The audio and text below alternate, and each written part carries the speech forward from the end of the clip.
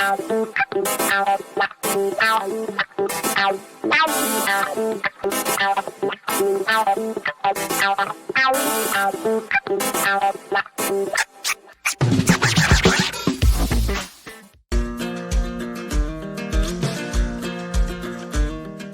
welcome back. On the line with us, live from Peru, is Medea Benjamin, activist, co-founder of Code Pink and Global Exchange, author of 10 books, including her latest, Inside Iran, The Real History and Politics of the Islamic Republic of Iran, codepink.org, globalexchange.org. Medea Benjamin is her Twitter handle, as well as Code Pink and Global Exchange. Medea, welcome back. So tell me about what's going on in Peru.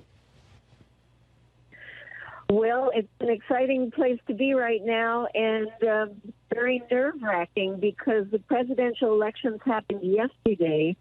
Two candidates who couldn't be more opposite. One, Keiko Fujimori, who is the daughter of the former president, Alberto Fujimori, who is in prison for human rights abuses and corruption.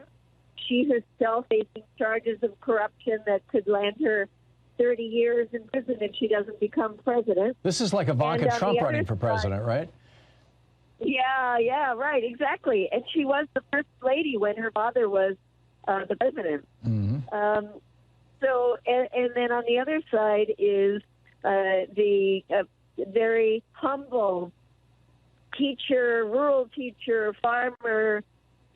His name is Pedro Castillo. He was pretty much unknown until he won in the first round when there were so many other candidates, and suddenly found himself at the top candidate for president.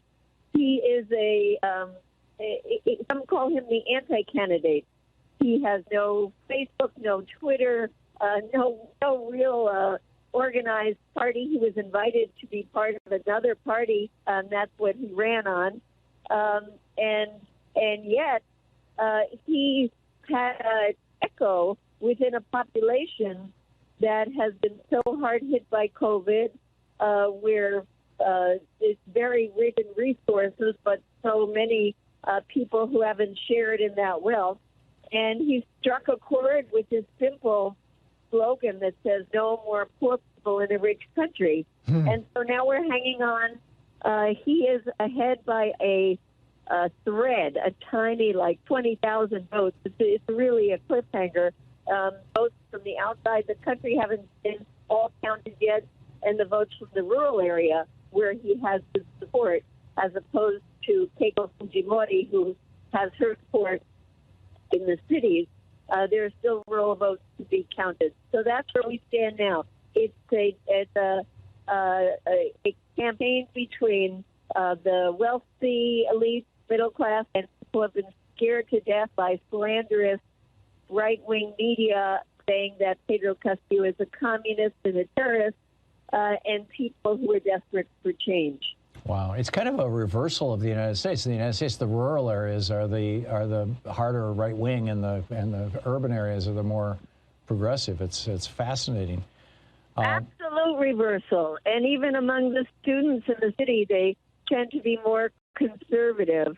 The countryside is where the wealth hasn't been spread, and so you have places that are the center of the mining, the copper, the gold, and they're the poorest parts of the country. Right. So yes, it's very different than in the U.S., but actually there are other places in Latin America like this where you still have a lot of people without electricity, without running water.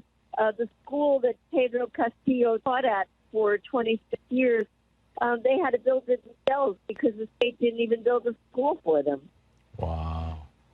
I've been to Lima. I've not gotten out into rural Peru, and in fact, when I was there, it was like, 40 years ago. In fact, there'd just been a bombing in the city. That was back in the old Shining Path Day, et cetera.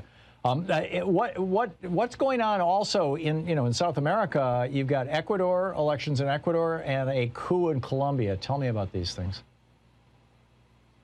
Well, there are people out on the streets in Colombia on a regular basis, a mass uprising against a very right-wing repressive government that has responded by with sending the soldiers out in the streets to kill and otherwise repress the people who are coming out. And then you have in Ecuador, where the progressive candidate lost by just a little bit. That happened recently. On the other hand, you have progressives winning in Chile.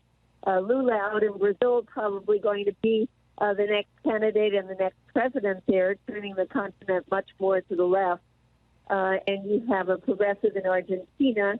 And there are a lot of possibilities for the resurgence of what used to be known as the pink tide, where there was the majority of progressive governments in Latin America.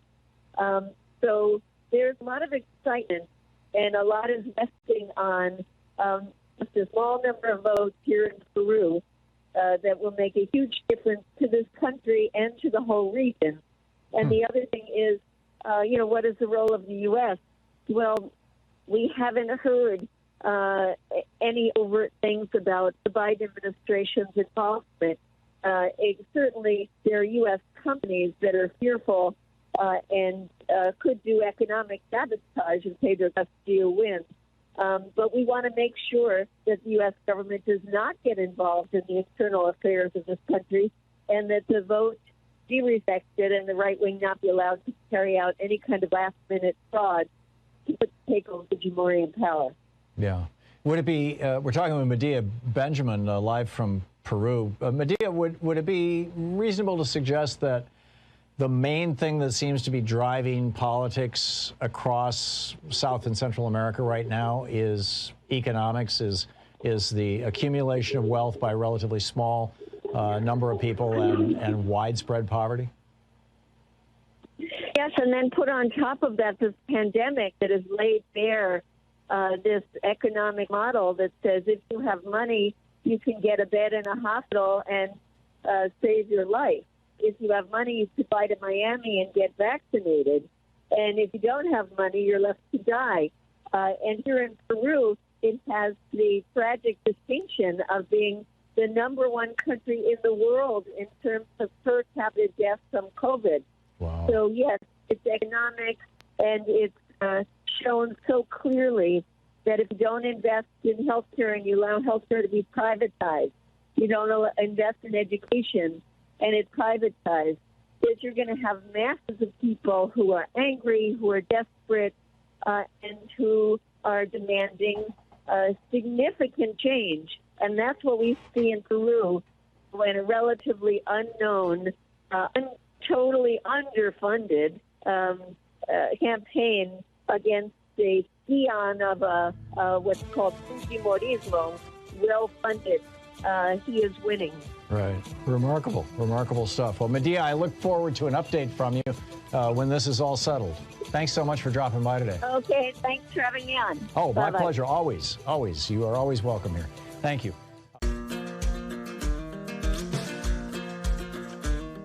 I mean, do we even need to do a commercial for the Steph store? I mean, the shirts are flying off the right. Look at this. Look at it. Get your face Look up at there. that. Get your face up there. Look. We have them for Team Pfizer, Team J&J. We are all Team Vaccine here. We have amazing. That's right. And you can get it on everything. Right, Chris? Not just shirts. Bath mats, shower curtains. You can get it on art, a clock. You can get Duvet. a sexy bomb on a clock. We have Stephanie Miller swag. We have sexy liberal swag. And, of course, all the vaccine shirts. Get it now. StephanieMiller.com. Whee!